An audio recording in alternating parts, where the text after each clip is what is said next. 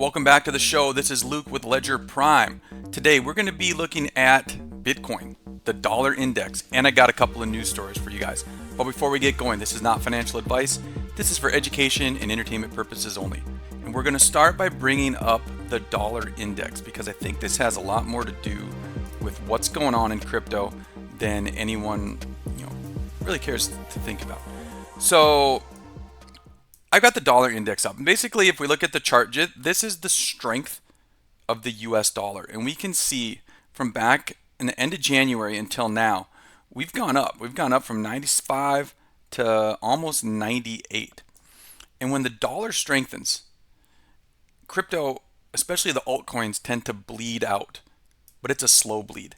So it kind of seems like we've been in this, this wait and see mode, treading water. I mean, let's pull up Bitcoin. Let's just pull up Bitcoin. Right? We pull up Bitcoin. We can just see, like, for the last however long, 1, 2, 3, 4, 5, 6, 7, 8, 9, 10, 11, 12, 13, 14, like half a month, right? After this massive sell-off, boom, just plodding along. This has to do with a couple things, guys. Number one, indecisiveness. We don't know what's going to happen with the rates.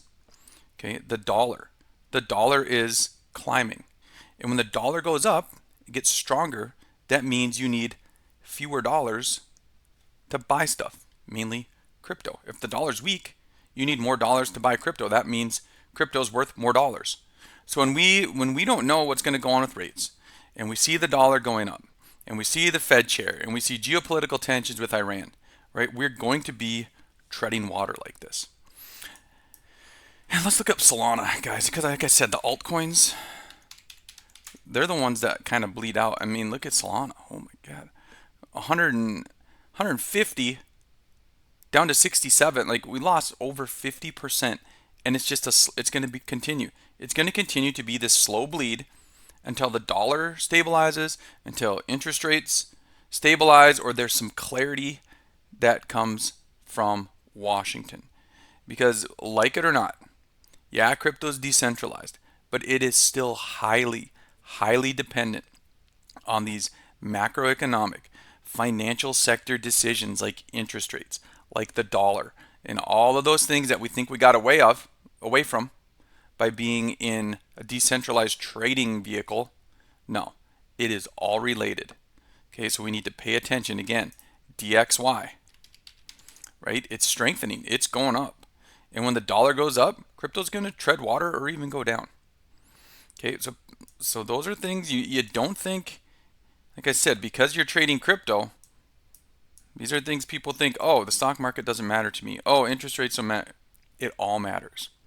Okay, so let's hop on over to the news. I've got 4 interesting stories from this last week that we should talk about, and then we'll button this up. All right, so first up, guys, the CME Group. If you weren't paying attention, they announced regulated crypto derivatives are going 24/7, right? They said that the cryptocurrency futures and options are going to move to 24/7 trading on Friday, May 29th at 4 Central Time, with a minimum 2-hour weekly maintenance window. So the CME is framing this as an access and risk management upgrade for institutions that already trade crypto around the clock in spot and offshore venues. But they also want regulated execution. So the CME is like, oh yeah, we're doing this for our customers, right? They want regulated execution, clearing, and reporting.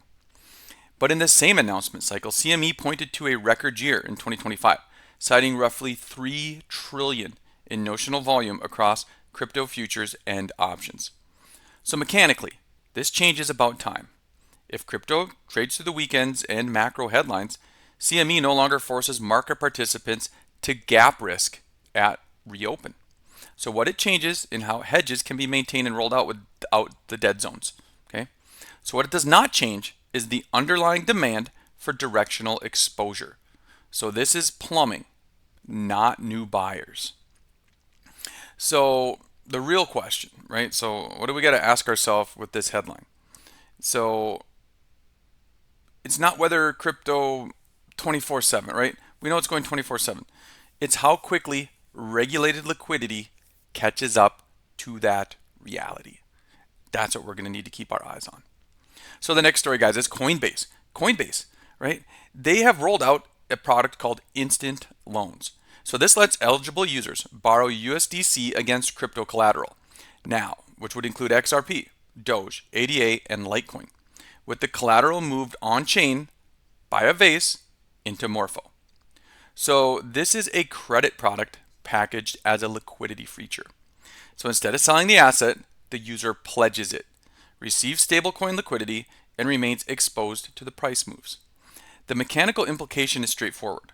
Higher collateral utility can increase stickiness of held assets on platform and pull DeFi rails closer to a regulated front end. What it does not do, though, is remove liquidation risk. Collateralized borrowing is still leverage, just cleaner and faster. So separately, Arkham's on-chain research continues to rank Coinbase as the largest exchange-linked Bitcoin holder, and they have about 993,000 Bitcoin. So that's not a Coinbase bet as much as a custody footprint. But it also reinforces the same system-level point. Concentration of custody is concentration of operational relevance. And this doesn't move markets today, but it reshapes expectations around where crypto credit and custody consolidate. And we'll do a deeper segment on-chain credit and the rails behind all that in the next video. Next, guys, Robinhood. Okay, Layer 2 testnet prints scale early. So Robinhood CEO Vlad Tenev says the company's Layer 2 testnet processed more than 4 million transactions in its first week. This is still testnet activity, so it's not proof of durable demand, but it is a live signal about distribution. So Robinhood already has consumer funnel, right? They've got people, they've got traders. The infrastructure push is an attempt to convert that distribution into on-chain throughput under a Robinhood controlled stack. So mechanically, this matters if Robinhood can standardize tokenized assets, settlement workflows, and developer tooling inside a single environment. So what it changes, if it holds, is the competitive map. Brokerages stop being just interfaces and start being chains, with fee capture and product design migrating down the stack. What it does not change, though, yet is regulatory posture or production usage. Testnet volume is not mainnet adoption. So the real question here for Robinhood, right, is whether it can translate brokerage trust into on-chain settlement credibility. And we'll break that down in another video that I have coming out. And finally, guys, Franklin Templeton and the XRP ETF crosses the $200 million threshold as macro tightens. So the Franklin Templeton XRP ETF, which is ticker XRPZ, has been reported as surpassing 200 million in assets, with holdings around 118 million XRP in early filings and coverage tied to its first reporting cycle. So whether you focus on the exact asset figure or the broader trend, the takeaway is about access. ETFs convert crypto exposure into standardized brokerage inventory, with operational friction pushed into the fund wrapper.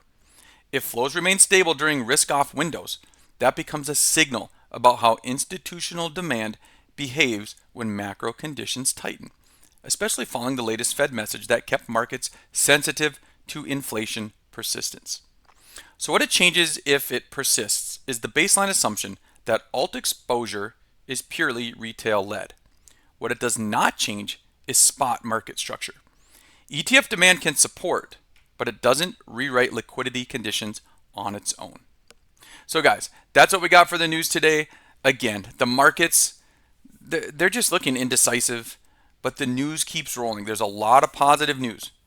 And if you're a long-term holder, right, if you're in this for the long haul, and you have to be honest with yourself, are you a long-term holder or are you a trader? Because that fundamentally changes how you need to look at crypto and what type of portfolio you have. If you're a long-term trader, this is great. This is a great time to buy. The news is great. The rails are being built. Yeah, it might take 5 or 10 years, but that's how you make money. That's how Warren Buffett made money. Patience. Investing in what you believe in, investing in what you understand, and being patient and believe that it's going to come to fruition. So guys, this is Luke with Ledger Prime. We'll see you in the next one.